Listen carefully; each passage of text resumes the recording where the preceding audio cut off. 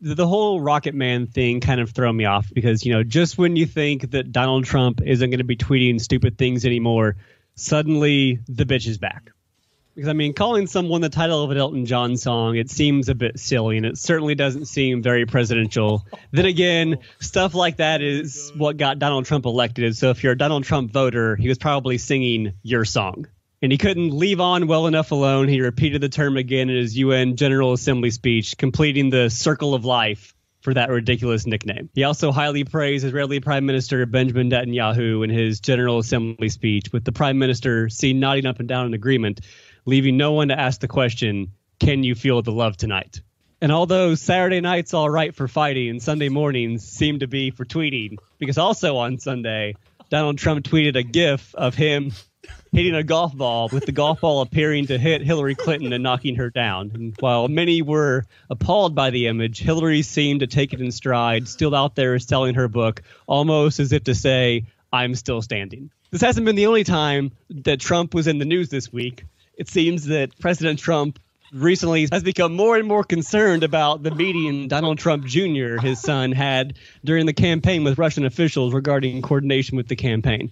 There is no confirmation yet on the rumors that Trump has been increasingly worried, being heard screaming, "Don't let the sun go down on me."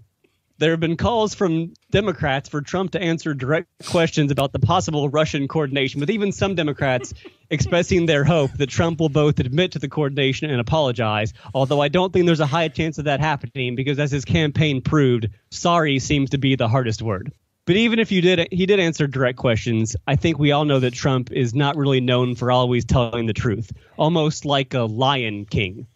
This week, President Trump seemed unimpressed with Senator Sanders' Medicare for All health care proposal. Sanders actually lined up more than a dozen co-sponsors on the bill. Although President Trump had previously been supportive of this type of health care coverage, he seemed to not have been swayed by Bernie and the Jets proposal. But it's tough to see exactly where President Trump stands on health care bills coming before Congress. It seems oftentimes his positions are almost like a candle in the wind. But we are here as we record 243 days into this administration with no real wins in terms of moving forward a vision. He has, however, been able to get things done moving with executive actions. And rumors have been swirling that he is looking to start to move on more executive actions quicker than expected, rather than going through the legislative process, in a move that shows that he just can't wait to be king. Hey, Justin, did you see the picture of Trump wearing the black slacks with the navy blue suit jacket? I did you not. See that picture? You not see that picture? There's a picture going around from inside the Oval Office.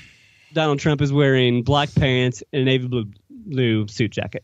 So you didn't see that. I did not.